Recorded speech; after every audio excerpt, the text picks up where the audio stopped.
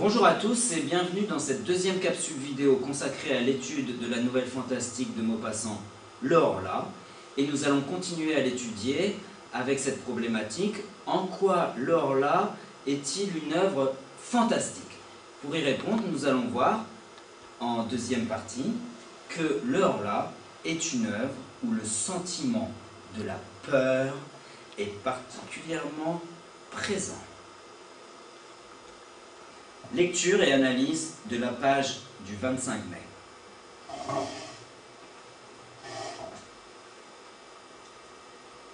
25 mai. Aucun changement. Mon état vraiment est bizarre.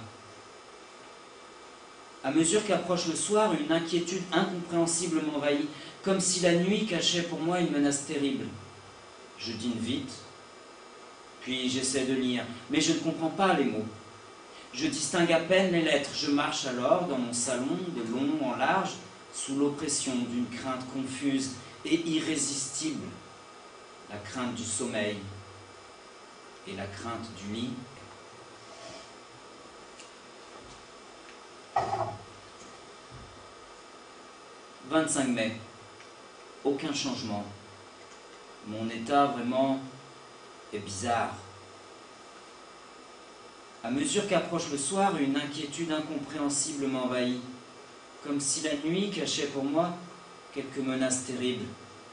Je dîne vite, puis j'essaie de lire, mais je ne comprends pas les mots. Je distingue à peine les lettres. Je marche alors dans mon salon de long en large, sous l'oppression d'une crainte confuse et irrésistible, la crainte du sommeil et la crainte du lit. Puis je me couche et j'attends le sommeil, comme on attendrait le bourreau.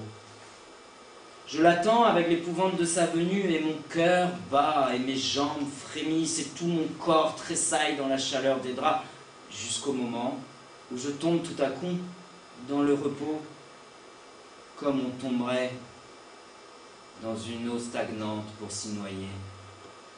Je dors longtemps, 2 ou 3 heures, puis un rêve?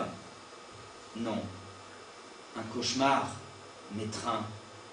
Je sens bien que je suis couché, que je dors. Je le sens et je le sais, et je sais aussi que quelqu'un s'approche de moi, me regarde, me palpe, monte sur mon lit, s'agenouille sur ma poitrine, me prend le cou entre ses mains et serre de toute sa force pour m'étrangler. Moi, je me débat, lié par cette impuissance atroce qui nous paralyse dans les songes. Je veux crier, mais je ne peux pas. Je veux remuer, je ne peux pas. J'essaie, avec des efforts affreux, en haletant, de me tourner, de rejeter cet être qui m'écrase et qui m'étouffe. Je ne peux pas. Et soudain, je m'éveille, affolé, couvert de sueur. J'allume une bougie, je suis seul. Après cette crise, qui se renouvelle toutes les nuits, je dors, enfin, avec calme, jusqu'à l'aurore. Nous allons étudier maintenant les procédés littéraires employés par Maupassant pour souligner le sentiment de peur qu'il veut faire passer dans sa nouvelle. D'abord, évidemment, il utilise le champ lexical de la peur, un champ lexical très fourni. Le champ lexical, ce sont tous les mots qui se rapportent à un même thème.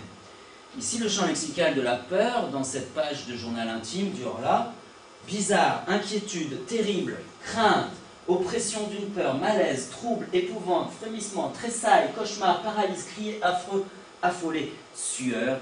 On voit bien que le champ lexical de la peur ici est très développé, autant sur les manifestations physiques que ce sentiment provoque, que sur les répercussions psychologiques. Ensuite, Maupassant emploie aussi des comparaisons très fortes pour montrer l'état dans lequel il se trouve.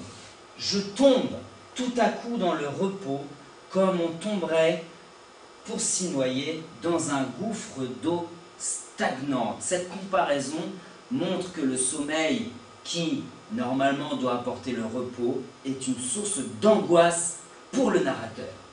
J'attends le sommeil comme on attendrait le bourreau. Cette deuxième comparaison vient encore renforcer la première. Ensuite, l'expression de la peur est renforcée par aussi l'emploi d'une allégorie. L'allégorie, c'est quand on personnifie une idée, quand on donne vie à une idée.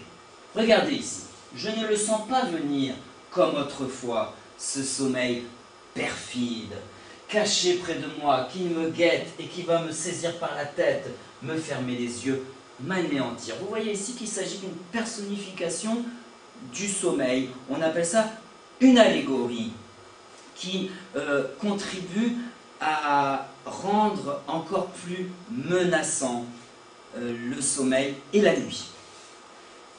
Maupassant, pour écrire et pour montrer que la peur et l'angoisse sont en train de contaminer son narrateur, va aussi s'appuyer énormément sur la ponctuation. Alors que dans la première journée, il faisait des phrases très longues, il commence à faire des phrases de plus en plus courtes, au rythme de plus en plus saccadé, et ceci est renforcé par des phrases courtes et la ponctuation, notamment les 3 petits points, les points de suspension.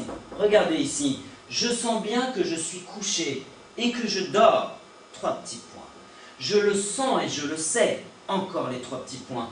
Et je sens aussi que quelqu'un s'approche de moi, me regarde, me palpe, monte sur mon lit, s'agenouille sur ma poitrine, me prend le cou entre ses mains et serre, 3 petits points, serre de toute sa force pour m'étrangler. Le rythme des phrases devient de plus en plus saccadé, entrecoupé grâce aux virgules, grâce aux phrases courtes et grâce aux points de suspension qui montrent le besoin du narrateur de reprendre sa respiration, qui montre combien il est oppressé physiquement par le sentiment d'angoisse. Bien. Voici le bilan de cette étude du 25 mai du Horla de Maupassant. Bilan, voilà ce qu'il faut retenir. Maupassant exprime la peur en employant le champ lexical de la peur, des comparaisons. La comparaison est une figure de style qui montre que 2 choses différentes ont un point commun. On le met sur le même plan grâce à un mot-outil. Les mots-outils de la comparaison sont comme, pareil à, identique à, semblable à, ressembler à, etc. C'est surtout comme qu'on retient. Il utilise aussi une allégorie, l'allégorie du sommeil.